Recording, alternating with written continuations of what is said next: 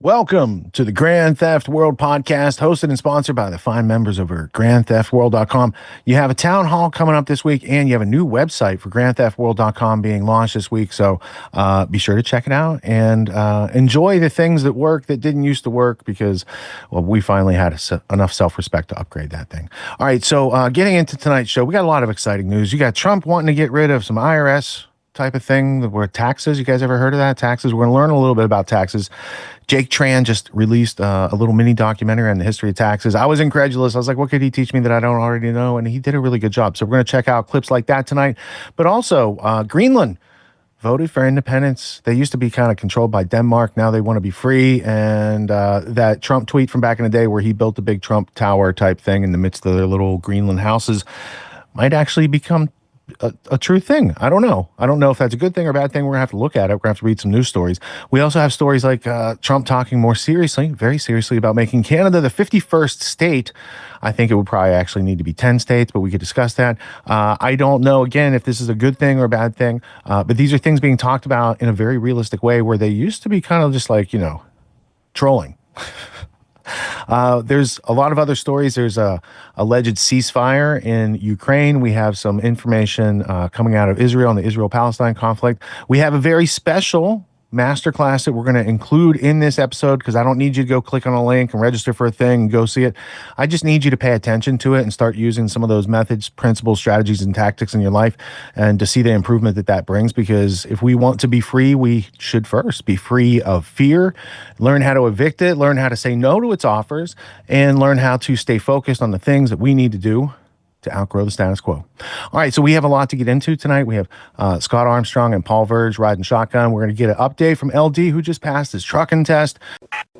All right, so Yemen has been in the news probably for the past year and a half because they've been like the lone faction in the area defending the Palestinians and giving the empire and the British and the Zionists like flack. They have been given trouble to shipping lanes.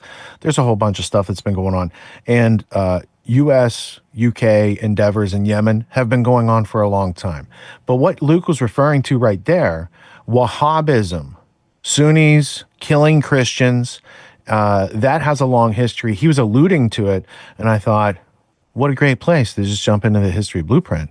And we could learn about what it is to be a Wahhabi or Wahhabism. We can see where it came from. If you just start looking into it, there's a couple intelligence agencies. There's Saudi Aramco, the Saudi Arabian American oil company, Saudi Aramco. And then there's a guy named St. John Philby who plays into Wahhabism. And basically, it goes like this. The Western countries, United States and Britain, predominantly, they wanted some oil rights. They wanted some other things going on in Saudi Arabia, which was very disorganized. So they sent some organizers in there. This guy was called St. John Philby. He has a famous son, Kim Philby, who later was running the Cambridge 5 spy ring and sold the products of the Wahhabism that I'm about to talk about. He sold those assets to Alan Dulles, and that became the CIA's relationship with Al-Qaeda, and it goes all the way up to 9/11 and everything that has transpired in the past 25 years since then. St. John Philby helped the British to organize the warring factions. There's a bunch of tribal wars. And they partner up with this guy. He's a tribal warlord, and his name is Ibn Saud. They're like, hey, if you play with us, we'll name this whole place after you. We can make you a king. We would like to do business with you. You guys want some water? We'd like oil. We'll drill for water. If we find oil, we're going to keep that. Here's like a 99-year lease. They set it all up. But also out of this comes 1928, the Muslim Brotherhood, which again is groomed by Western intelligence agencies as a proxy force because the British and their Britishness can't just go into the Middle East. They're kind of like noticed. So they use proxy forces. Israel also has learned from the British how to use proxy forces in the Mideast. And you might ask why ISIS and Al-Qaeda and such have never attacked Israel, but they'll attack everything in the Israeli neocon agenda as needed to get the U.S. to say, we got to go over there and get them before they come here. So if we go back to the history blueprint, Wahhabism is an extreme belief system, let's say. So let's crack it open real quick. Let's go to the browser.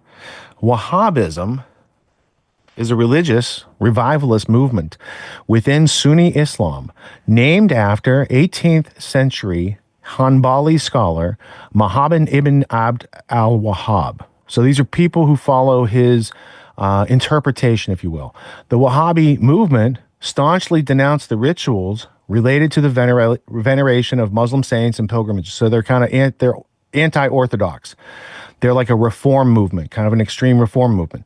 What happens is this belief system takes place and takes root over in Saudi Arabia at the same time that those groups are starting to support, like maybe the little tiny mustache guy over in Germany. Wahhabism then becomes taught by those clerics who moved through that kind of 1930s, 1940s age of World War II. And those clerics of Wahhabism that were groomed by MI6 and later maintained by CIA, they percolate down to matriculate a young student named Osama bin Laden. In American, it's Osama. If you want to look it up on any real scale, you have to spell it Usama, because the British have a longer history with their operative Osama bin Laden and the bin Laden family, multi-billion-dollar family that did have some construction input on the World Trade Centers and did have a 30-plus year banking relationship with the Bush family. So all these things culminating on 9/11 is like they had a big wedding party type of scenario, and they didn't tell anybody else about the wedding. And they celebrate and continue these types of beliefs because they're useful as proxy beliefs. So Wahhabism was artificially aggrandized by Western intelligence agencies in order to get a bunch of people in another part of the world to conduct themselves on behalf of an Anglo-American agenda that they were not read into, right? And it's a far cry from Lawrence of Arabia and what you saw with T.E. Lawrence back in the day, who probably meant well and wanted to help the locals. But as you see, most of the 20th century is a lot of military-industrial complex going into former British holdings, Afghanistan, Iraq, etc., and maintaining the police force, acting as the protective military arm. It's really just property management at the willing to commit violence on a nuclear scale type of level. And Wahhabism has been a generative, motivating force for a large group of people on the other side of the world who probably didn't understand that their clerics who supported Nazis, trickle that down into, today's, various color revolutions around the world. A lot of the ideas that drove those were artificially created by Western intelligence in the first place and continued to percolate, overthrows and coups in countries that just happened to fit the countries that the neocons said we should invade. I think we've checked them all off the list except one at this point. So, it's an interesting study in history. Wahhabism is also spoken about in my clip with John Loftus, and we don't have to play the clip, but we would use Clip Genie. Let's go over to Clip Genie real quick because that's how you would find it, and we would lead by example by doing it live. John Loftus. Doing it live. All right. Now, we talk about John Loftus a lot, but if we went back to like one of the first mentions, it probably would have the entire 15-minute clip that I'm talking about. So should you be interested in that 15-minute clip, you're going to listen to how the Dulles brothers were corrupted by the British MI6, and then they worked with these Arab proxy networks based on Wahhabism, Arab fascism, as it became known during the World War II era, maintained through Operation Gladio up through 9/11. And then when you get into today's, ISIS, Al-Qaeda attacks, all these sort of things that are going on, if you don't have the lenses to see clearly through that history, you might think those people on the other side of the world really hate us for our freedom. They probably do hate us for the misuse of our freedom and the infringement on theirs. But there's a deeper story to be learned, and there's more to learn on that. But we've got a lot to talk about tonight, so I'll welcome my co-hosts for tonight. We got Colby producing, we got Paul Verge, and we have Scott Armstrong. And in a minute, we're going to talk to Lawrence Driggs IV. But Scott and Paul, how you guys doing? What's up, guys? Welcome to another crazy week at Grand Theft World. Another one in the time capsule. I'm very excited. Rock and roll. Right on. What's up, Paulie? Oh, just drifting along. But when you're talking about the emergence of Wahhabism, I couldn't help but think if there would be a counterpoint that would also emerge around a similar time in the 1909, 1910 era with the Schofield Bible. But that wouldn't happen to kickstart another type of movement that would act as a counterbalance. We can probably talk about that later. Yeah, Good to see everyone. yeah, nice to see you, and that's a good hat tip toward things that go on in the world that we might be getting read into. Plus, if you take that forward like 2 decades, then you add the technocracy kind of like secular, non-religious religion that they created that percolates up to today. Because we have some videos in the news this week about that as well. All right, so LD, can you hear me? How you doing? Coming through loud and clear. I'm doing well. How's it feel to watch the show that usually you produce? It's different. Yeah. Well, you guys have been doing awesome, and thanks to everybody that's stepped up and filled in. I've been available to help support, and And we have needed it Well, almost every week I to was get gonna say, started, bro. not only have you been available to help support, but you've been like literally like risking your life to help us, like snowstorms and stuff, and like you've been literally like you've saved the day on multiple occasions. So thank you, dude. I may have, yeah, yeah. Back in Maine, there was the driving through the snowstorm. I'd forgotten about that. Wow, it's been a wild few weeks, huh? Yeah, we do it so often. You forget about like, oh, that was just a couple weeks ago that we did that crazy stuff to get it Yeah, down. indeed. All right. So when the audience last checked in with you, you were saying, "Hey, I'll see you guys in a couple weeks. I got to go on the road. I got to see some family. I got some development, self growth, and these things you wanted to do." And some people thought you were leaving the show. I was like, "No, he's just using his autonomy skills. Like he can go do whatever, whenever. Like do the thing. He's out living life. He's applying those things. And we could see him like in a couple weeks." Or we could see him in like 6 months. I don't know. Like LD's going to start making decisions, and he's out there playing his life game. So at the beginning, you were thrown a whole bunch of curveballs, and the universe was like, "We're going to give you every reason to tap out on trying to level up your skills and get this commercial driver's license, right?" And so the universe, oftentimes, when we declare we want to do this thing, it says, like the saying goes, "Man plans and God laughs." Right? I make a plan. And God's like, irony, irony, irony. And you encountered a whole bunch of obstacles. You don't have to go into deep detail, but just like, how did you use your Miyagi-ness, like sand a floor, wax a car, do all these moves. And like you showed up for the training, no excuses attitude, and you overcame things that I think would have made 99% of people quit in that process, man. So like the internal mojo, motivation, self-talk, how did you get yourself to do that? I was just determined, and it has a bit to do with prayer and kind of a spiritual journey that started last year.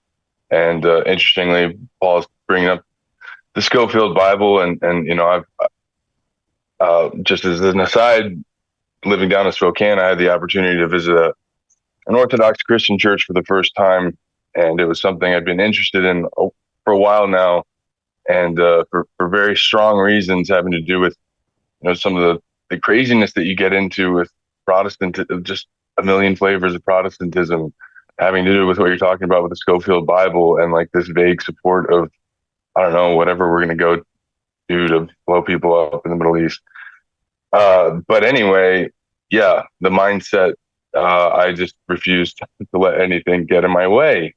And yeah, we don't have to go into details, but boy, were there some things thrown in my way, and I would not relent.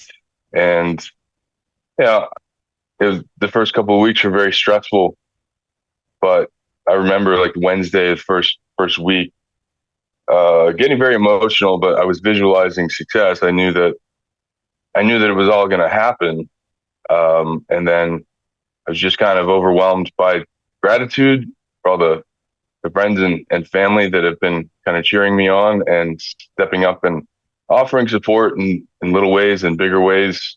Every time something was thrown in my way, then, another door would open, or, one door would close and a couple doors would open.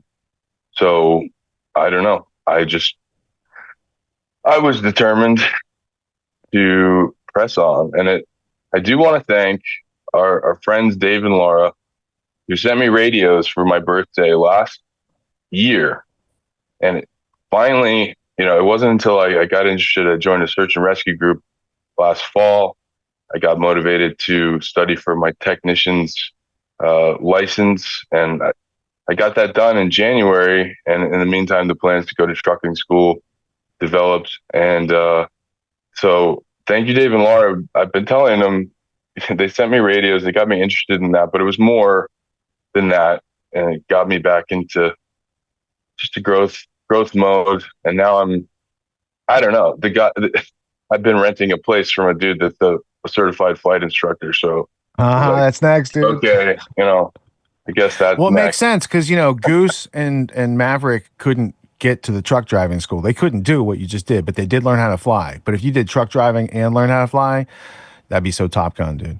Was there a point? Was there a point where you wanted to quit on yourself, or multiple points where you had to like talk yourself through, like, no, dude, I don't care, I'm not going to quit on myself? Or at this point, did you just have the juggernaut momentum to be like, I'm not quitting on myself, and this is happening? There was no quitting. It was just figuring out logistically, financially, how it was going to all come together. And so I spent a lot of free time, figuring little bits of free time, break time, early in the morning time, figuring out how all that was going to come together. And then, then there was a lot of memorization, a lot of drilling, and the school, I'm really grateful. That probably one of the best operations in the country. What's the name of the truck driving school? Drive 509 in Spokane Valley, Washington. It's a top-notch organization. I've met the owner. I think I shared this with you, Rich, because I'm interested in getting his assistance, creating some training material and a portal, for a raw milk dairy, so that, we're all kind of on the same page. You take away everybody's excuses for not being well versed on what they're doing, because the dairy's expanding and orders need to be fulfilled. Yeah, I mean, and so for the audience, that's kind of how you started. You're working at this like boutique small dairy that is like getting contracts for cheese and has to like start growing quick. And there was an opportunity for you to drive truck, but to do that, you got to get a CDL. And in order to do that, you got to carve out 4 weeks of total focus and participation with like not a whole lot of free time or sleep. You had to learn how to back up a truck and do the hazmat and all the checklists and putting chains on the tire. Like, you just went through like an evolution that most people could do if they wanted to, right? But they wouldn't be able to do it amidst the hurricane that you just navigated, right? Yeah, like there's a way to do it and people do it, but you had to do it during all these extra challenges, which makes it like so much more like fortifying and worthwhile on the other side. Oh, it's great. I've been having the best time. I've made some very interesting friends too. Speaking of, spiritual journeys and conversations about consciousness and the things that help people open up their consciousness, boy, you bring that up and you start meeting the most interesting people. And I have. And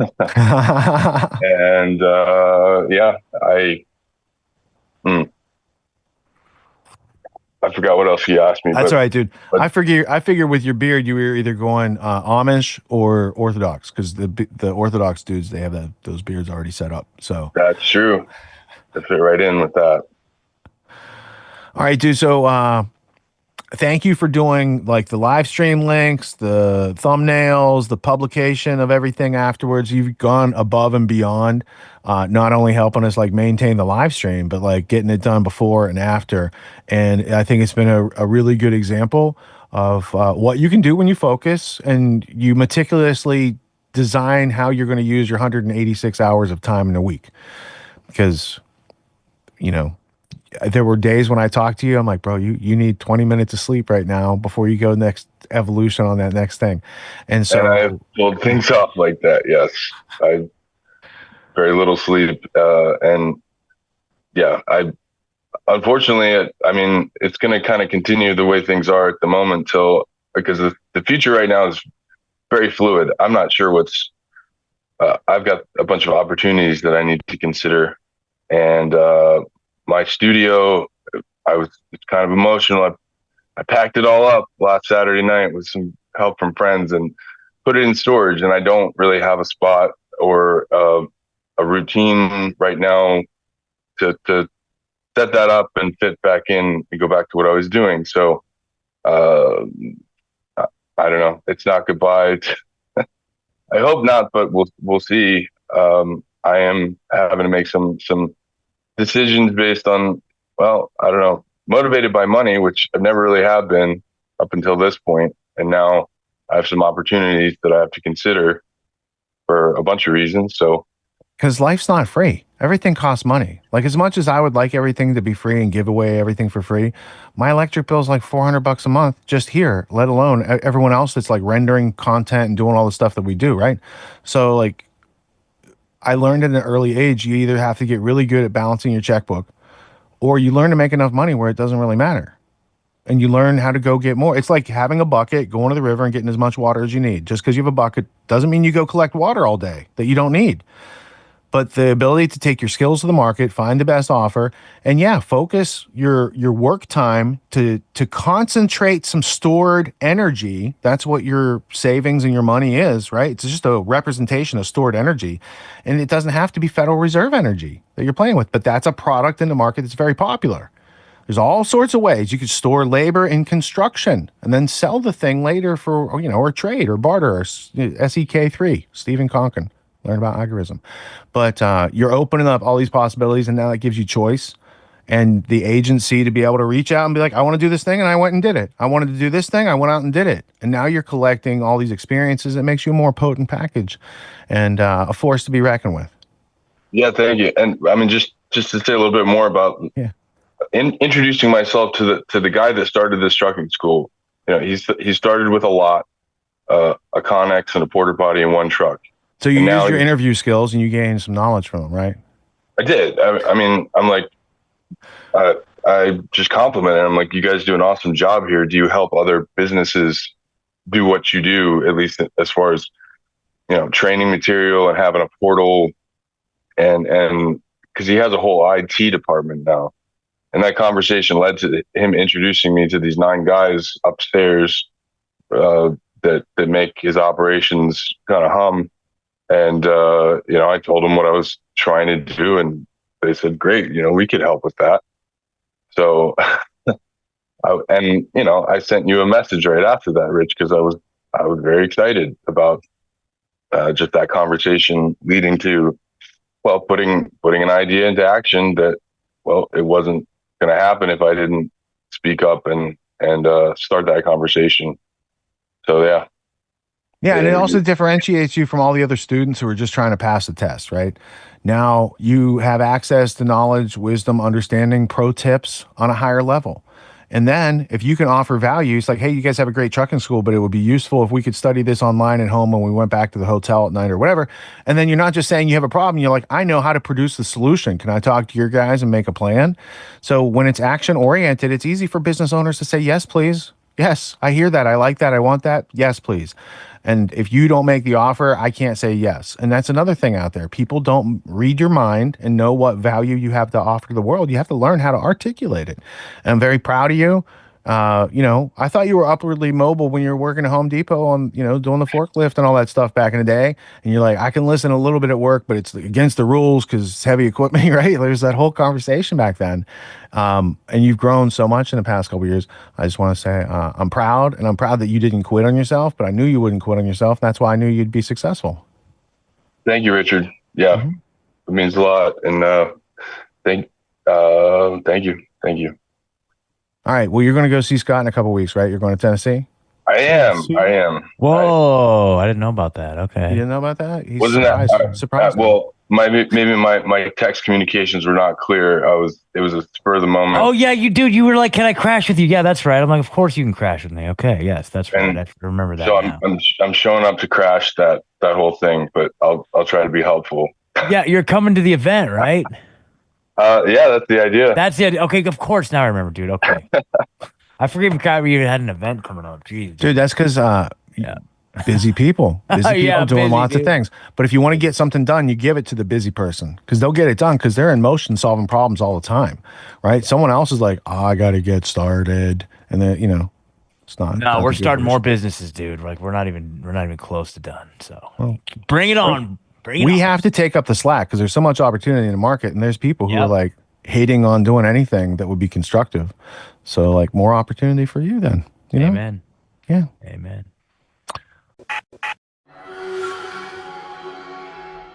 Everyone's doing some kind of self-help these days, and you can find a million self-help courses out there. Most other courses out there are hosting lectures. They're hosting videos, they're maybe even doing Q&As, and these are great starting points to encourage learning. But at Autonomy, we believe that hands-on practice is the best way to really lock in what we're learning. There's no better way to gain confidence and mastery than through action. After each lecture, we practice the concepts we've learned with other students, giving and receiving feedback in a non-judgmental environment. The result is mastery of concepts like entrepreneurship, ethical sales, and self-reliance in an environment that directly translates to the real world. Plus, you make connections with other like-minded individuals who are learning right alongside you, and you have a lifetime membership in the community. The Autonomy course with Richard Grove equips you with confidence, competence, and courage in a world filled with confusion and noise. You can learn more at getautonomy.info. We'll see you there.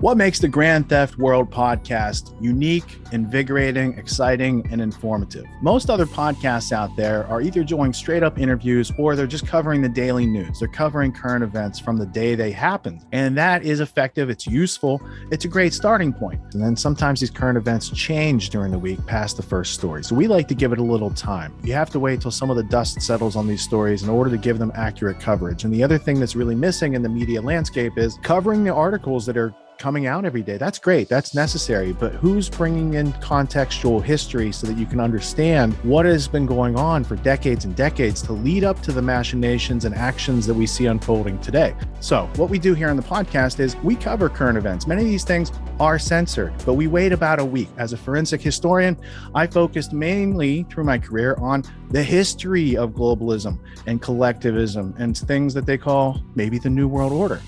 There's a lot of facts to these sort of circumstances, groups, events, activities, working groups that they've had over time. So for Grand Theft World listeners, we not only break down the current events, most of which that are censored during the week, we provide you with contextual history, we give you the source notes, the references, we do deep dives, and this really empowers you with an understanding of context and history so that you can make more informed decisions in your life. There's also a community, a membership where you guys can actually ask questions and we can get into the show and we can share evidence. And there's a town hall weekly for Grand Theft World for those who listen to it and are interested in covering the stories that we don't get to during a 6-hour show. Listening to it an hour a day, you could easily consume the week's news, but you're going to have substance and meaning and context and understanding. And with that, you can make higher quality decisions in your life. So if you're interested in more quality in your life, go to grandtheftworld.com, click podcast at the top, and we'll see you there. Thank you. These allegations are false. This isn't Grand Theft Auto, folks. This isn't a video game. What are the most surprising things that you discovered once you started pulling on that thread? Who he was connected to, what institutions he was influential over, what events he participated in? Come on, man. What are we talking about? Come on, man. No. You don't have to think about it, dude. I got this quote because you said you didn't know much about Klaus Schwab. I made it my job to, as soon as this happened, I'm like, okay, this guy's their front man. Let me learn about the official history of the World Economic Forum.